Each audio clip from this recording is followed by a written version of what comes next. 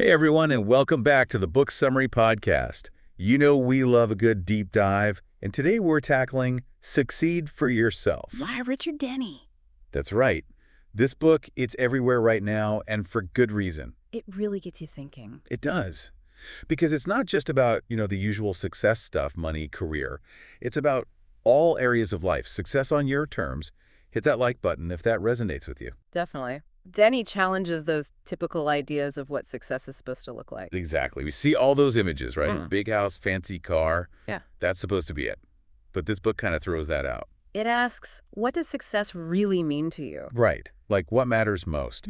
And to get there, there's this really cool exercise in the book. Oh, yeah. The tangible and intangible assets and liabilities. Like a financial audit, but for your whole life. I thought that was brilliant. Me too. Instead of just possessions, it's your strengths, weaknesses, skills, relationships. Yeah. Even your outlook on life. Like, are you optimistic? That's an asset. Totally. Denny argues success is built on way more than just the stuff we can see. Things like resilience, creativity, a strong support system, those are valuable too. Like, have you ever thought of your friends as a financial asset? Sounds crazy, but... But it makes sense. Those connections can open doors, provide support, even lead to unexpected opportunities. It's kind of like, it's not what you know, it's who you know. But Denny takes it further. It's also WHO knows you and will champion you. Exactly. And on the flip side, the exercise makes you face your liabilities, those weaknesses, those self-limiting beliefs that might be holding you back. Oh man, that liabilities column when I did this. Kind of wake-up call, gotta be honest. It can be, but it's so valuable because once you see those weaknesses, you can start to, actually address them. Turn them into strengths, yeah. Yeah. Like, I used to think I was bad with money. But doing this, I realized, no, it's not that I lack skills. It's that I have all this fear and anxiety around money. And that's something you can work on. Education, therapy, even just talking about it openly with people you trust. It's a great example of how reframing can lead to change. So true. And that's what I love about Succeed for Yourself. It's not just go hustle, achieve. It's about understanding yourself, then making a plan that actually works for you. Playing the hand you've been dealt, but strategically, with confidence. Exactly. Now, if you're digging this deep dive, hit that like button and subscribe for more. Tell us in the comments, what's your biggest intangible asset? We love hearing from you. Okay, now for one of the wildest ideas in this book, that happiness is a path to success, not just the result. Blew my mind when I first read that. It's so counterintuitive. I know, right? We're always told, work hard, be successful, then you'll be happy. But Denny flips the script. He says, be happy now, and you create the conditions for success to, actually happen. Yeah, it's not about grinding away, delaying gratification until you hit some random definition of success. It's about joy and fulfillment in the present moment, using that to fuel your journey. I love that. And he breaks down happiness into 3 things. Having something to look forward to, sharing, and making others happy. 3 simple but powerful ingredients. Okay, that first one, looking forward to something, totally get it. Anticipation is the best. But how does that, translate into actually being successful? Denny's point is, when you've got something positive on the horizon, it gives you energy, right? Motivation, a sense of purpose. Like when you book a vacation, suddenly even boring work stuff feels lighter because you're like, vacation's coming. Exactly. And that excitement spills over. You're more engaged, productive, even more likely to take risks and go after those goals. It's like you're primed for success because you're running on joy, not just obligation. Right. And it makes you more magnetic to other people, too, or drawn to people who, radiate that positive energy. So it's not just feeling good yourself. It's like creating this ripple effect that attracts opportunity to support. And that brings us to sharing, the second key. Now, we think of sharing like stuff, possessions, right? Yeah. But Denny's talking bigger than that. It's your time, your knowledge, skills, compassion, even just listening to someone, being there for them. Contributing, making that connection. I used to think giving was something you did after you had enough, enough money, whatever. But Denny says giving actually creates that abundance. Whoa. Yeah. Like the more you give, the more open you are to receiving. And it doesn't have to be huge things. Helping a neighbor, volunteering, even a nice online review for a business you love, it all counts. And it's not always tangible either. Sharing your vulnerabilities, struggles, even triumphs that builds connection too. Those authentic connections, they're priceless. Support, belonging, celebrating each other's wins. Speaking of wins, Denny's third key to happiness is making other people happy. That was a little counterintuitive, right? How did that make me successful? He says when you focus on bringing joy to others, it creates this ripple effect of positivity. It brightens their day, sure, but it also boosts your mood, your purpose, those social connections.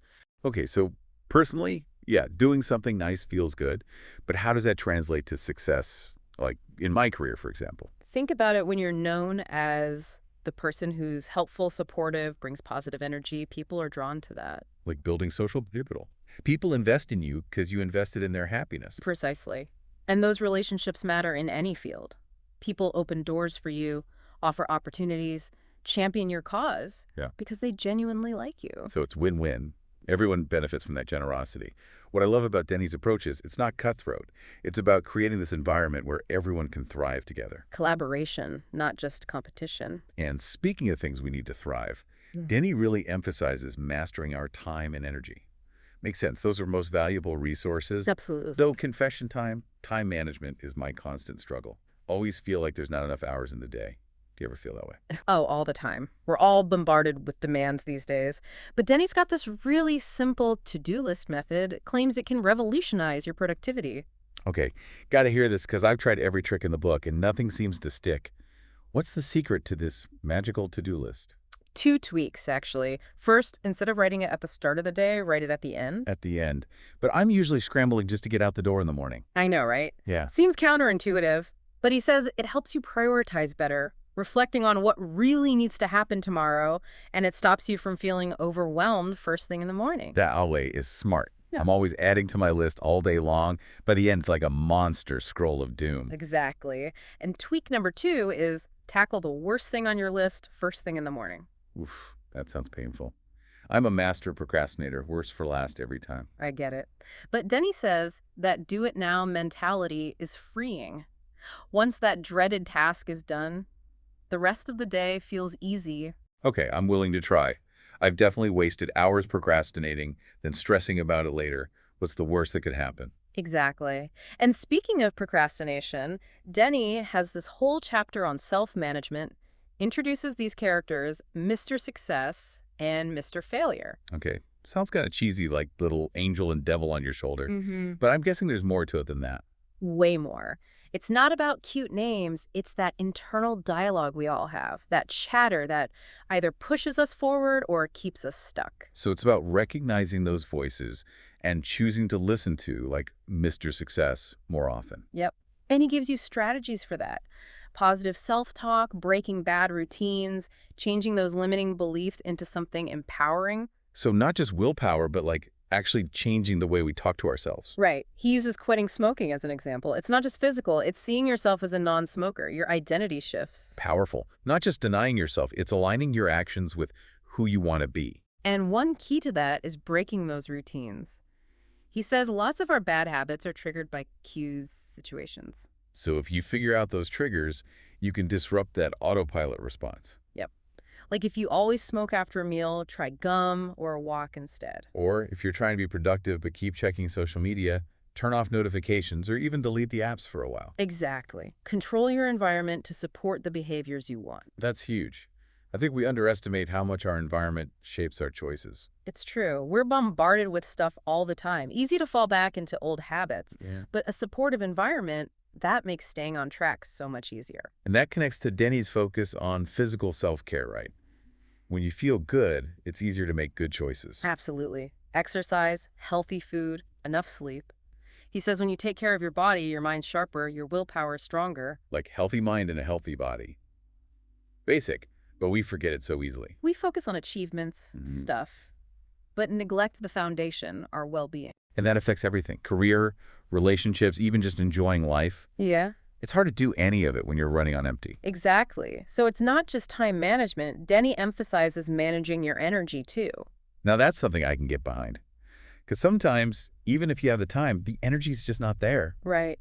And he gives tips for that too. Yeah. Figuring out your peak times, scheduling breaks, learning to say no. No, it's tough for me. You got to work on that. But I get it. Setting boundaries to protect your time and energy. It's not selfish. It's self-respect. Your self-care. Because saying yes to everything else is saying no to yourself and your own priorities. Exactly. And that leads to burnout, resentment. Yeah. Ultimately, you're less successful, less happy. So be choosy with your time and energy. Yeah. Focus on what truly matters. Which brings us to goal setting. I know some people are like, "Ugh, goals so restrictive," but Denny says everyone has goals, even if they haven't written them down. Bring those subconscious desires to the surface, giving them structure. Right. So even if you don't have a 5-year plan, you've got some internal compass guiding you. And Denny's point is, the process of setting goals is as valuable as the goals themselves. It's about figuring out your priorities, your values. It's not just checking things off a list. It's using goals as a tool for self-discovery. Totally. And I found the goals I've achieved, sometimes they had these unexpected positive side effects. New opportunities, personal breakthroughs, even skills I didn't know I had. And those side effects were probably even better than the original goal. Sometimes, yeah. It really is about the journey, not just the destination. But when the journey is pursuing meaningful goals, it changes you in ways you never imagined. I love that. Embracing the growth, the surprises along the way. Speaking of surprises, Denny has a whole chapter on setbacks. They're inevitable, right? Yep, here comes the failure talk. But I was impressed with how Denny handles it. He doesn't sugarcoat it, but he doesn't dwell on it either. He sees them as chances to learn and grow, and gives you actual strategies, not just to overcome setbacks, but to use them to your advantage. Okay, strategies, I need those. I tend to get super discouraged when things don't go as planned. It's normal to feel that way. But Denny says it's our reaction to setbacks that determines our success. So not avoiding failure, but building that resilience, that ability to bounce back. Exactly. First thing he suggests. Change how we think about problems. Replace problem with situation or challenge. Seems like a small thing, but I guess it shifts the perspective, right? A challenge has a solution, not just something that's broken. It's reframing it as something you can tackle. And that feeling of control, that makes you more likely to actually take action. Right. And another key strategy is to confront your fears. He says fear, even though it's unpleasant, can be a motivator. So instead of letting it paralyze you, it's a sign you're stretching, getting out of your comfort zone. Feel the fear and do it anyway. Love that. Taking back your power, not letting fear make your choices for you. And when those setbacks do lead to worry, which they often do, Denny's got some surprisingly practical tips. Writing down your worries or using a worry box. We've talked about the worry box before, and I gotta admit, I was skeptical. Sounded a bit, kindergarten-ish, but it makes sense. It's getting those worries out of your head so you can see them clearly, write them down, put them in the box, look at them later. And chances are, a lot of them will either feel smaller, have solved themselves, or weren't even worth stressing over. Often, yeah. It's detaching from the swirling thoughts, focusing on solutions instead. All right, listeners. Action step. Find yourself a cute little box and get those worries out of your head. Exactly. And another thing that can really throw us off track and trigger those worries is rejection. Ugh, nobody likes that feeling. It stings. But Denny says mastering rejection is essential for success. He's right. He says rejection is often just bad timing, bad fit, not about you. So don't take it personally. Easier said than done, but important to remember. It is. And he emphasizes persistence. Tons of examples of successful people who faced rejection over and over, but didn't give up. Like, imagine if J.K. Rowling had quit after the first few publishers rejected Harry Potter. Exactly. Persistence is often the key difference between those who achieve their dreams and those who, throw in the towel too soon. But Denny also says there's a line between persistence and just being stubborn, right? Like, sometimes you do need to know when to walk away. Absolutely. If a job is making you miserable, a relationship is toxic, no amount of persistence is going to fix that. That's where self-awareness comes in. Knowing when to push through and knowing when to say, this isn't working. Right. And that comes with experience, self-reflection, and sometimes even asking for advice from people you trust. Which brings us to another big part of Denny's approach, cultivating what he calls the success attitude. It's not about being happy-go-lucky all the time or pretending everything's perfect. It's more about choosing to approach life with optimism, resilience, and belief in yourself. So a choice, not a personality trait. Give us some examples. How do we actually cultivate that success attitude? Denny suggests starting each day by expecting the best, not ignoring potential challenges, but approaching the day with a sense of possibility. Like, dress for the job you want, not the job you have. Well, this is think for the life you want, not the life you have. Love that. And focus on solutions, not problems. We talked about reframing earlier, but instead of dwelling on what's wrong, ask, what can I do to improve this? Take action. Don't just complain. And when challenges do arise, keep your sense of humor. Laughter is powerful for diffusing tension, shifting perspective. Oh, I'm all about finding the funny side of things, like free therapy. And surround yourself with positive people. We talked about this for motivation, but it's crucial for a success attitude too. Negativity is contagious, just like enthusiasm. Choose your company wisely. And remember, cultivating a success attitude is ongoing. Making those choices each day to focus on the positive, embrace challenges, believe in yourself. So it's a way of traveling through life, not a destination you reach. And speaking of traveling, Denny also emphasizes building a strong foundation for success at home. He says our home environment should be a sanctuary, a place where we feel loved, supported, encouraged to pursue our dreams. I think so many people struggle with this. We get caught up in work, commitments, achieving all these external goals, and we neglect those relationships that truly matter. It's so easy to do. But Denny says neglecting those relationships can actually sabotage our success. He believes that a happy and supportive home life is the foundation for thriving in all areas of life. 100%. When I'm feeling stressed or whatever, coming home to a loving, supportive environment, it's like hitting reset. Exactly. And he's got tips for building that. Shared meals, open communication, expressing emotions, creating traditions. We touched on those before, but they're so important. Those little everyday things can make such a difference to our overall happiness. They really can. Denny encourages families to prioritize connection, family game night, a shared hobby, even just a few minutes of real conversation each day. Put the phones down, turn off the TV, make time for those face-to-face moments. Yes. And don't forget to express appreciation for those you love. A thank you, a compliment, a hug. Love is free. Sprinkle it around.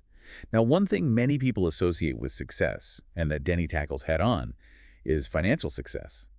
But his take might surprise you. It might. He's not about chasing money for its own sake. He says financial success should be a result of living a fulfilling, purpose-driven life. A byproduct, not the main goal. So don't focus on the money. Focus on creating a life you love, pursuing your passions, making a difference, and the money will follow. That's the idea. And he does give specific strategies, managing expenses, investing wisely, cultivating that abundance mindset. It's not about deprivation. It's about making conscious choices that align with your values, your long-term goals. And he emphasizes generosity. The more you give, the more you receive, he says. Whether it's time, talent, or money, contributing creates abundance. Pay it forward, support causes, help others, share your blessings. It's not just good for the world, it's good for you. Creates purpose, meaning, connection. And that brings us back to his main point. Success isn't just about money or achievements. It's about creating a life that feels truly fulfilling. Exactly. Welcome back to our deep dive into Succeed for Yourself. I'm so glad to be back. When we left off, we were talking about goal setting and how it's not just hitting those big milestones, but about the journey too. Right. That self-discovery along the way, that's so important. It's easy to get caught up in the hustle and forget about that part. Absolutely. We focus so much on the end result, we forget to enjoy the process itself. And the lessons we learn, they're super valuable. More valuable than the goal sometimes even. Shaping us, preparing us for what's next. Like that saying, it's not about the destination, it's the journey. But when the journey is about pursuing goals that really matter, it can change you in ways you never expected. Totally. And speaking of preparing ourselves for success, Denny has this whole chapter about what he calls the success attitude. Oh yeah, I love that part. Success attitude sounds so good, but it's one of those things that can feel kind of vague, you know? What does he actually mean by that? It's not about being like blindly optimistic or pretending life is easy, ignoring the challenges. It's more about approaching things with, a sense of agency, resilience, belief in yourself. So not wearing rose-colored glasses, but choosing to focus on solutions instead of getting stuck in the problems. Believing you can actually make positive change. Exactly. And he gives some really practical tips for cultivating that attitude. One of them is start each day expecting the best. Okay, I can see how that sets a good tone. But sometimes, doesn't that feel kind of forced? Like, what if you wake up stressed or something? Right. It's not about denying those feelings, pretending everything's perfect. It's more about acknowledging them and then making a conscious choice to shift your focus. So instead of spiraling into, what if this goes wrong or I'm not good enough, it's more like, okay, what's one thing I am looking forward to today? Or What's one small step I can take towards my goals? Exactly. Taking control of your thoughts, directing them to something more empowering. And another big one is surrounding yourself with positive, supportive people. Oh, so important. We all know those energy vampires, right? Always complaining, focusing on the negative. Yeah, and look, it's important to be there for friends and family when they're struggling, but you're also got to protect your own energy. Be around people who lift you up. Because negativity can be contagious, just like enthusiasm can. Choose your company wisely. Right. And don't forget about celebrating wins, both big and small. We often get so focused on the next goal, we forget to pause and appreciate what we've already accomplished. That is so true. It's like we're on this treadmill, always striving, never really savoring the victories. But celebrating is important. It builds confidence, keeps you motivated. Exactly. And celebrating doesn't have to be some big party. It can be just taking a moment to acknowledge your progress, writing it down, sharing it with someone who supports you. And I think it's important to celebrate the effort too, not just the outcome. Because sometimes, even if you don't hit the exact goal you were aiming for, you still learn something, you grew. Absolutely. Recognizing that effort, that growth, that's what builds resilience, keeps you going in the long run. So if you're enjoying this deep dive into succeed for yourself so far, don't forget to hit that like button and subscribe to the channel. And tell us in the comments what's a win you're celebrating right now. We'd love to hear it. Okay, let's shift gears a bit. Talk about something that can be both exciting and scary. Taking action. So many people get stuck in the planning stage, the dreaming stage, and they never actually take that first step. It's true. It can be scary, especially when it's outside your comfort zone or there's uncertainty. But like Denny says, action is what turns those dreams into reality. So how do we get over that fear, that inertia, and get moving? What are Denny's tips? He really emphasizes setting what he calls motivation goals. It sounds kind of obvious, like all goals should be motivating, right? Right. But what he means is break down your big, huge goals into smaller, more manageable steps that feel exciting and achievable. So instead of this giant, daunting thing way off in the distance, you have these smaller goals along the way, giving you a sense of progress, accomplishment. Exactly. And those small wins, they build momentum. You get that positive feedback, it fuels your motivation, keeps you going. It's like those video games where you level up after doing certain things. Each level up is like, yes, I did it. And it unlocks new challenges, rewards. That's a great analogy. And Denny also talks about creating a supportive environment for action, being around people who believe in you, your goals, people who will cheer you on. Ditch the energy vampires. Yeah. Find your tribe of go-getters. Exactly. Their energy is contagious. And on the flip side, distance yourself from the negative people, the ones who criticize or try to hold you back. Oh yeah, we've all met those people. Quick to point out flaws, tell you why something won't work. Real dream killers. They are. And it's good to be open to feedback, but you also got to learn to tell the difference between helpful advice and just plain negativity. Trust your gut and stick with the people who lift you up, who believe in you. Right. And Denny also reminds us, taking action isn't always about these huge leaps. Sometimes it's those small, consistent steps that make the biggest difference. Those micro actions that add up over time. Exactly. And he also talks about the power of visualization. Create a clear picture in your mind of yourself achieving your goal. Really feel those emotions of success. I've heard about visualization, but I've always been kind of skeptical. Does that stuff really work? Actually, there's a lot of research that suggests it can. When we vividly imagine ourselves doing something, our brains create those neural pathways that actually prime us for success. Like mental rehearsal, Mm. training your brain to believe it's possible. Exactly. And he suggests combining visualization with positive affirmations. So not just picturing yourself crossing the finish line, but also saying things like, I am strong, I am capable, I am achieving my goals. Yes, feeding your mind those positive, empowering messages, reinforcing your belief in yourself. It's like giving yourself a pep talk. Love it. Now, speaking of challenges, Denny doesn't shy away from the fact that setbacks happen. It's part of the process. Absolutely. We touched on this before, but it's so important. How does Denny suggest we deal with those inevitable setbacks? He says it's not about avoiding failure, but about building the resilience to bounce back. He even suggests we change how we think about failure. Okay, that's intriguing. How do you change how you think about something that feels so negative? Denny says, reframe it as a learning opportunity. See those setbacks not as roadblocks, but as detours that can lead you to a better path. So instead of getting discouraged and giving up, it's more like, okay, what did I learn from this? How can I use this to adjust course and keep moving forward? Exactly. And remember, he says, failure is not the opposite of success, it's a part of it. He gives tons of examples of super successful people who face setbacks, rejections, even outright failure. Like Thomas Edison. I haven't failed. I've just found 10,000 ways that won't work. Exactly. Edison's persistence, his willingness to embrace failure as part of the learning process, that's what led to the light bulb. And I think that's a huge lesson. Sometimes the best ideas, the biggest breakthroughs, come from those moments when you're willing to experiment, take risks, and, yeah, even fail. Totally. Denny encourages us to embrace that. See failure not as a weakness, but as a sign you're out there trying, pushing boundaries. Because it means you're learning. Now, speaking of things that can hold us back, Denny also talks about limiting beliefs, those negative thoughts and assumptions that keep us playing small. We all have those lurking in the back of our minds. You're not good enough. You'll never succeed. You don't deserve happiness. They can be so sneaky.